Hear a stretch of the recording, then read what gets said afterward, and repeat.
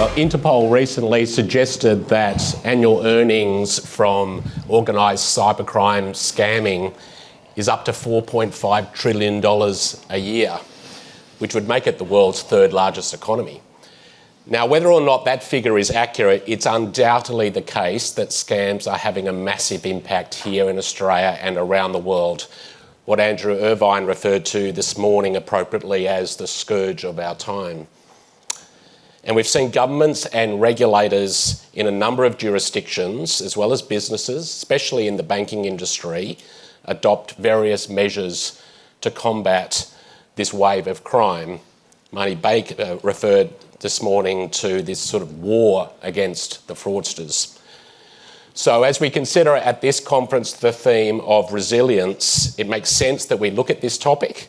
Over the next half hour with this great panel, we're going to do that essentially in two parts. First, we'll look at the current state of play, including in terms of what the latest Australian stats are showing us, who in fact the scammers are, and what channels they're using to contact Australians.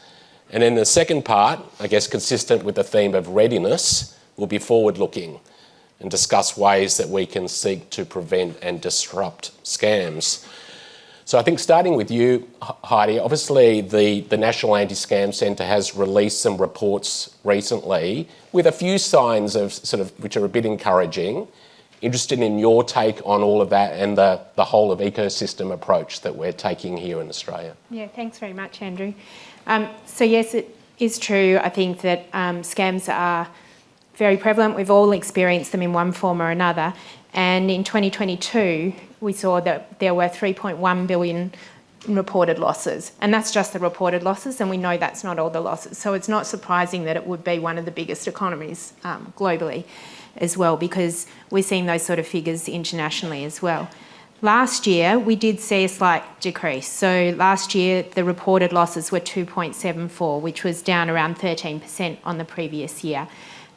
Whilst we think that's a positive thing, it's certainly nothing to get up and start cheering about. It's still a lot of everyday Australians losing near life savings or all that they can afford at any given time. So it is critical that we work together. And one of the things that the National Anti-Scam Centre has been focused on is this kind of whole of ecosystem approach. So recognising that everyone has a role to play and that there are a lot of different parts in the scam ecosystem. So obviously there's consumers at the kind of end of the line who receive the call or text or engagement from a scammer. There's how they pay for it through the banking and finance sector. There's how they received the contact, whether it's through social media or banks or telcos or impersonations and that sort of thing. And then there's the government's role as well in what we should be doing to provide better protections, to make consumers more aware and so on. And so we've focused on building a collaborative structure that really brings everyone together. We'd already seen that there were lots of independent initiatives. Certainly in the banking sector, banks have been quite proactive for a while at looking at ways that they could stem the tide and better protect their customers.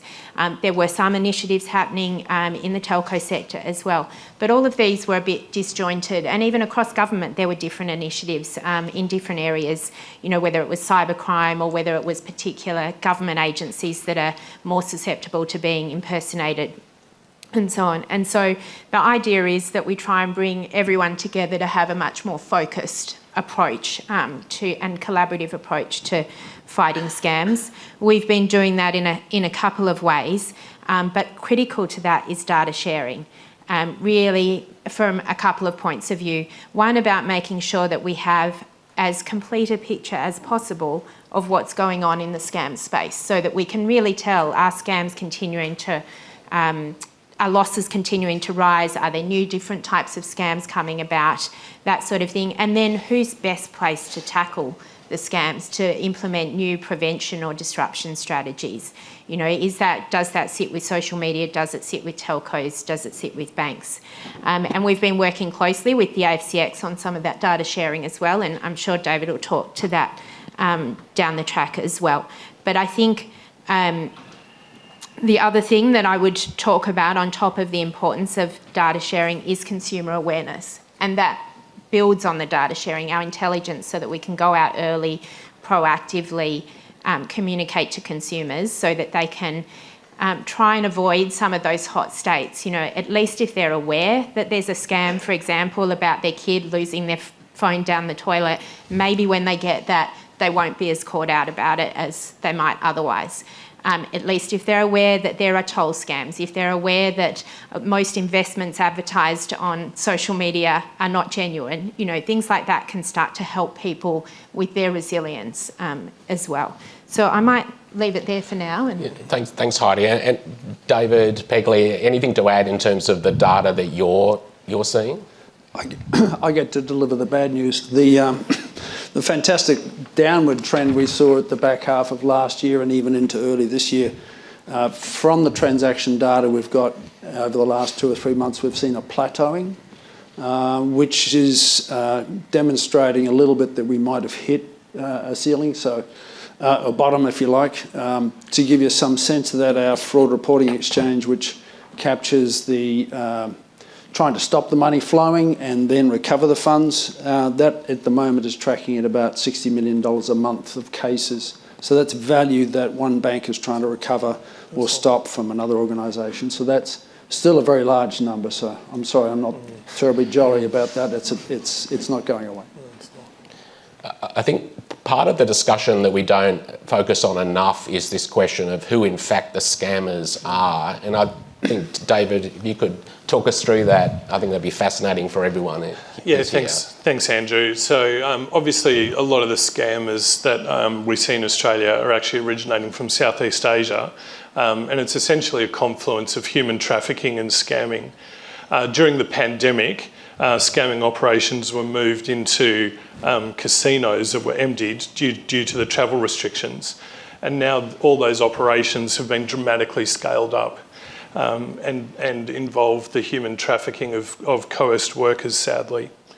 The typical process is a middle-class, educated job applicant is recruited from overseas via a false job posted on social media.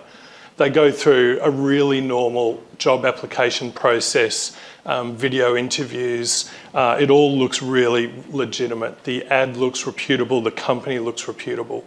I've met with a survivor who had this story. He was aware of the risk. He thought he'd done the right due diligence, and yet he still ended up in one of these compounds.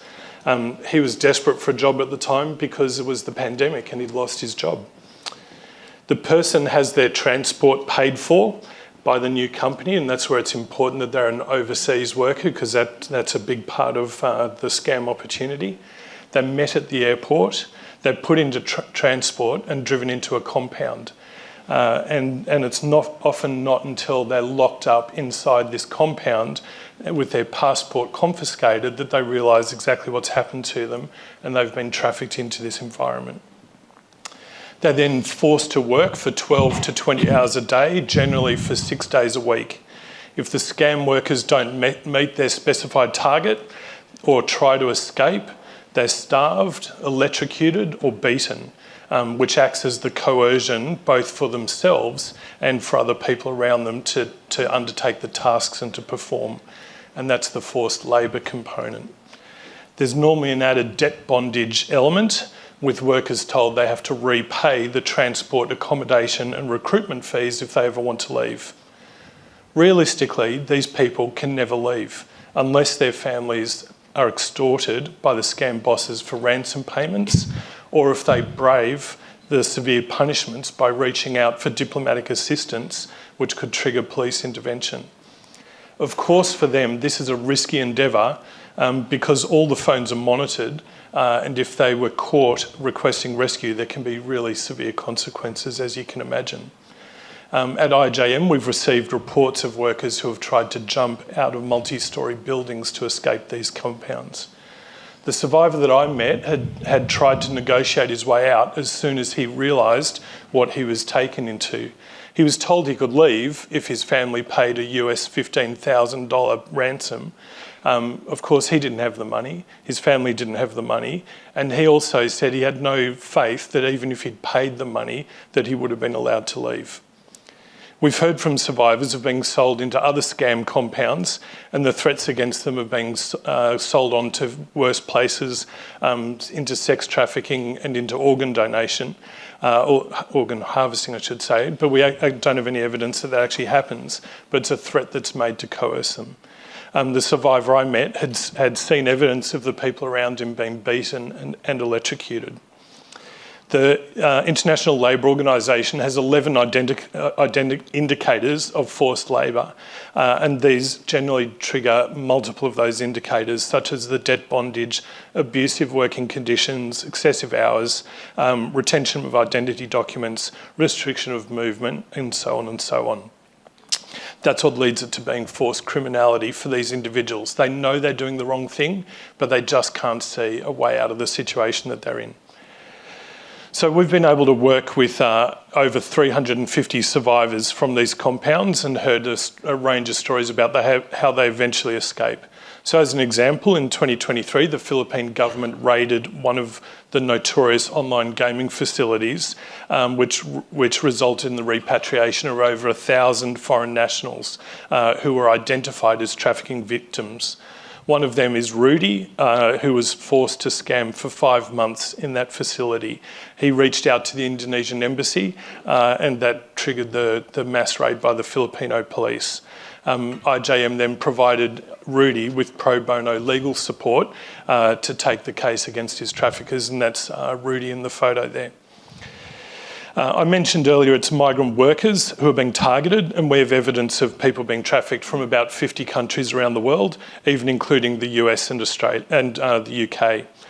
And I just wanted to finish this outline of who the people are who are behind the scams by showing how much it's grown over the last few years. So this satellite photo shows a small corner of Myanmar right next to the Thai border. It needs to be there because that's how you can drive across the border from Thailand. It's now called KK Park, but in March 2020, it was empty fields. 2 years later, you can see the building starting to be built, which is expanded in March 2023. And this photo is from January this year. You can see that where 4 years ago there were empty fields, there's now about 650 buildings on that site, and up to 10 stories high. The bad news is that's only one compound, and on that section of the river there's 8 compounds on the border between Myanmar and Thailand. So that's what we're up against. So in the last few minutes, I've hoped to have given you a quick overview to show you that the scamming operations we're reacting to are now serious criminal enterprises that have grown enormously through the pandemic. And we estimate there's now over 220,000 people working in these centres in Myanmar and Cambodia, and most of them have been trafficked and most of them are doing it against their will. So it's a very sobering situation to be aware of, and one that we have to be jointly committed to, and as Heidi said, to disrupt these operations. That's what we've got to be working towards. So thank you, Andrew. Oh, thanks, David. I mean, that's incredibly distressing, but it does indicate what we're up against here. I guess briefly, David and Heidi, do you want to just outline the channels that are being used by these people to contact Australians, I guess with the focus on telcos and social media? You go. So, yeah, I mean, I guess there are key channels. Telcos through text message, email and phones are the key ones there. They are, for the reports that we receive through ScamWatch, the ScamWatch service, they're the highest number of reports. We also note that the losses are the highest for phones. So whilst that's the third highest contact, it's the highest losses. Then I will say, though, that social media, although the reports are not as high, the losses are significant for contacts that have been identified through social media. And that's typically because social media is a really effective tool for building a long-term relationship with a potential target. And so that leads into your investment scams, your romance scams that have people contributing multiple times to the scam through investing money in multiple circumstances and so on. So those two, I think, are the key ways that we see. I think there's some emerging issues there, and it's important to understand that as we see more work done to crack down on the telephone, SMS type approaches, that we will see more and more shift into the social media, particularly into private or direct messaging platforms that are hosted through digital platforms as well. And of course the rise of AI in that as well, both on social media but then through telecommunications as well, with the ability to replicate family and friends' voices and that sort of thing. So definitely some key challenges for us there looking forward as well. Did you want to add, David? Sure. So probably to put some numbers around that, we're seeing something in excess of 40% of scams coming through social media channels of various different types. Telcos, despite the fact there's fantastic numbers, hundreds of millions of blocked numbers and SMSs, there's still over 20% of scams are coming through those channels. And as we're seeing typologies change of different types of activity, but we're also seeing flexing between the different channels as a means of exploring different activities. So we're even seeing quite a number of email traffic now that's driving scam numbers. It's across all channels that we engage with. So it's unfortunately the value side of things is even worse. As Heidi was saying, we're seeing a lot of value come out of the social media side of things, investment scams and romance scams, etc. And I will just add, I think, that scammers are moving across multiple platforms. So sometimes it's actually difficult to tell from the consumer's report where the original contact was. They might report it as a phone contact because that's the final point of contact that they directly had with the scammer, but they may have responded to an ad on social media, received an email that had them click on a link, or, there's a whole variety of ways, and it's the consumer doesn't always put together where they first came in contact with the scammer. In dealing with channels and flows, David, did you want to comment briefly on what IJM is sort of seeing in terms of cryptocurrency flows into these compounds? Yeah, so crypto is critical to these operations. So as already been mentioned, there's the classic romance scam, but also the quick rich currency trade, cryptocurrency trading style scam.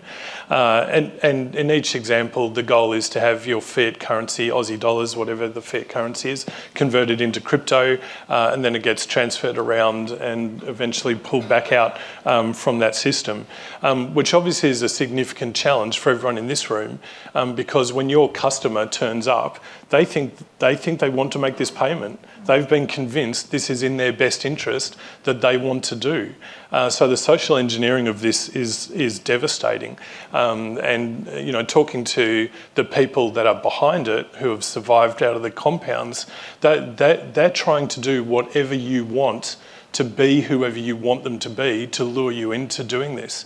So we need to remember that's the headspace that people are in, and they do it over and over. But without the crypto, it really doesn't work for them. Transferring natural currency just doesn't work. So it's a tough problem. Thanks, David. Turning to what we can do to prevent and disrupt scams, and starting with you, Heidi, whether you could outline for us some of the key initiatives of the Anti-Scam Centre. There's the Fusion Cell, Takedown Service and the like. Yeah, sure, thanks.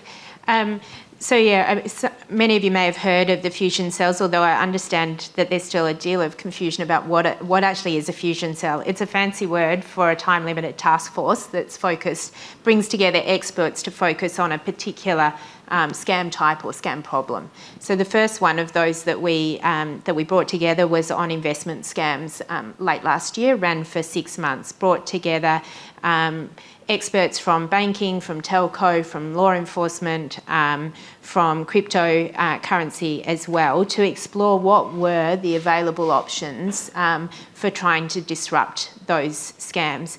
And picking up, I guess, on that interaction between the scammer and the consumer, and how you can break break that spell essentially in some instances as well. So, you know, there were a number of initiatives identified by bringing together that group of experts.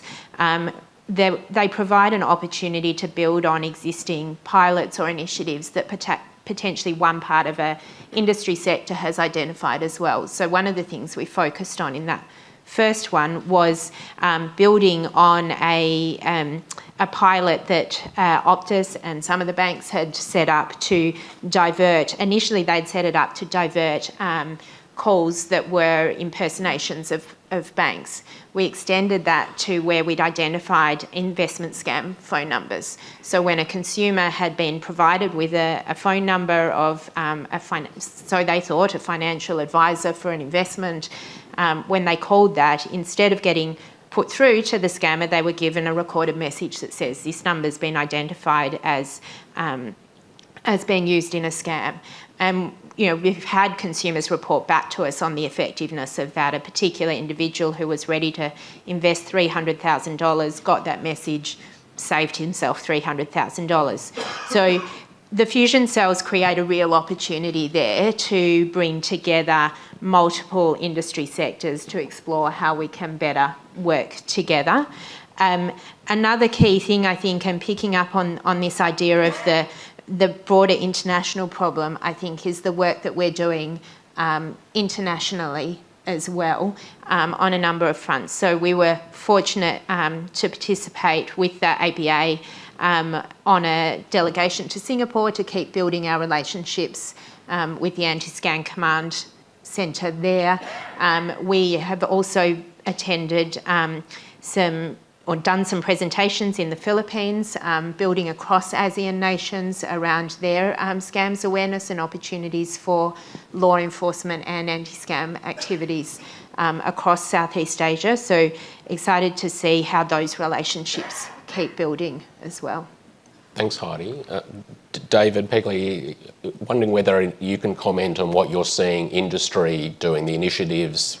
Obviously there's intel sharing and the like, but if you could outline what you're seeing. Sure, thanks Andrew. So while we continue to focus and broaden our network of data sharing around transactional information to help prevent funds flow and hopefully detect scams in flight through a transaction, we've been working, and you would have seen some media release over a couple of weeks ago where we announced the introduction of the National Anti-Scam Centre to what we call the Intel Loop, which has been in pilot for some 9 months, which is a collaboration between mostly banks and telcos to start with to share intelligence at the front end of a scam to help remove that from circulation as fast as possible and endeavour to remove the harm from the community. So let's take Adam's text message. If we had the information in advance of that account number or details of that text, we could share that with the telcos, block the text messages, and in the case of we're now in a position to share web addresses or dodgy adverts with the National Anti-Scam Centre in terms of takedown services, and we've just started sharing with Meta information associated with ads that have been found to be fraudulent and taking consumers' money. So we're trying to move further forward in the process and hopefully remove that attribute that gets bounced around, but unfortunately or fortunately the noise keeps coming.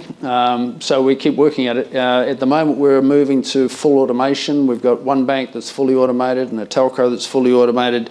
So that starts to become a real-time feed, and that starts to minimise the time it's in the community.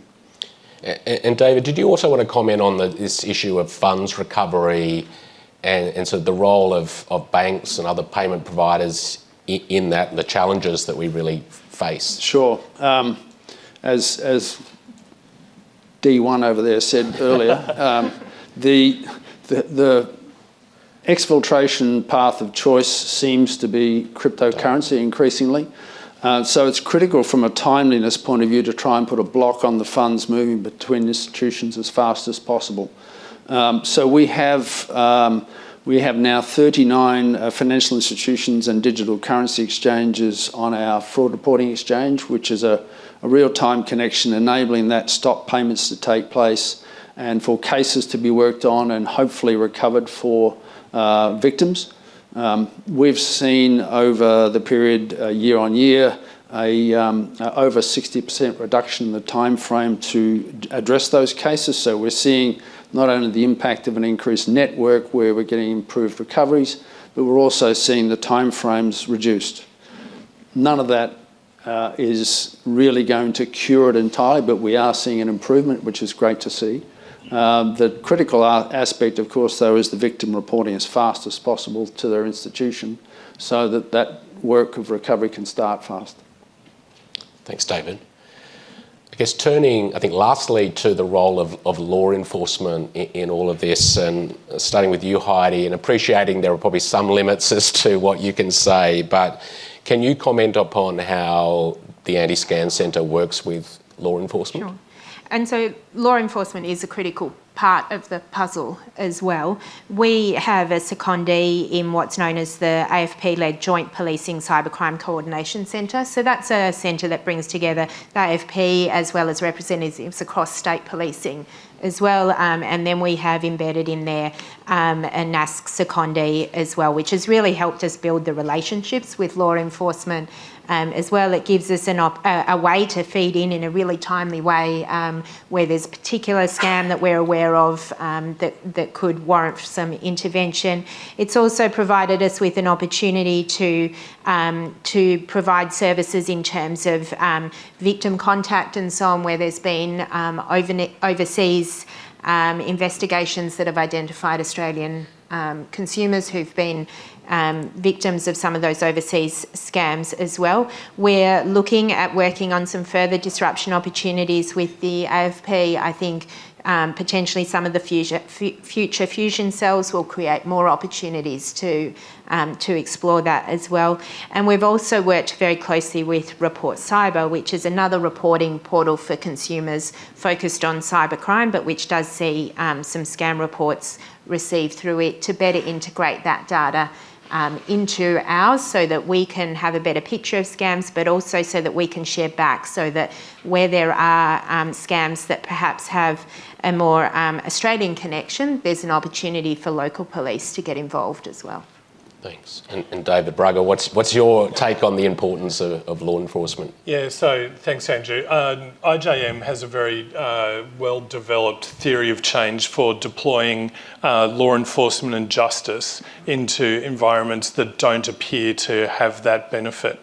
And we've got 9 case studies we've delivered in different jurisdictions around the world where we've been able to reduce prevalence of those crime types by over 80%. And so that's things like online sexual exploitation of children and the like, unfortunately. But the idea is that we have to strengthen the whole system. That's the financial system and the justice system. And if we do that, that will prevent the harm from happening. The key word here is impunity. These actors are currently acting with impunity because they believe that they can get away with it. So there was a case last year of a Singapore gang who was caught and are currently undergoing prosecution. We need more examples like that. If we can achieve that on this area, that would be hundreds of millions of dollars that we could protect Australians from. So we need to do the work at the back end, but we also need to do work at the front end and take away the opportunity for this crime. And so I think we've got to be realistic, and our near-term goal needs to be disrupting their operation and particularly their source of labour. If we can cut off their source of labour, that would impact their operation as well. And maybe to round us out, I might ask each person on the panel to sort of one key message that you'd like those in the room to take away. Maybe if you're happy to start, Sure, David. No problem. I would just say vigilance, and I think that's both professionally and personally because we're all subject to it as Australians. There's no doubt this, as a business model for the criminals, is pretty satisfactory. So we need to keep vigilant in terms of what the modus the methods, the channels morph too, because it constantly changing all the time, and either in your personal life or in your business life, you're going to come across something that may be relevant. Heidi. I'm going to sneak in two key messages. The first one is we need to create an environment where victims are not embarrassed or ashamed to report or tell that story. And that includes all of us sharing stories, whether they're near misses or actual scams that we've been targeted with. Then we need to make sure that people are sharing those stories, because that protects other people, family, friends, from scams. And secondly, that everyone has a responsibility in the scams ecosystem to prevent, disrupt and stop scams. And that's telcos, that's banks, that's digital platforms, it's government, it's law enforcement and it's consumers. So important that we all step up to meet the challenge. David. I'm going to do two as well, I'm sorry. So first one is that there's more victims of the scams than you realise. So we think the victim is the person that's lost the money, but the truth is they're also the people who are operating the scams have often been scammed themselves. And the second is, back to that idea of disruption, we've got to keep doing the reactive work at the back end, but why not invest some money as well in helping us try and disrupt the front end and other people like us that are doing that work. That's got to be worth spending some money on as well to increase the cost of doing business for these operators. We're at time, so can I ask you to thank the panel for all their insights? Yeah, what a wonderful discussion. Thank you so much, and well moderated.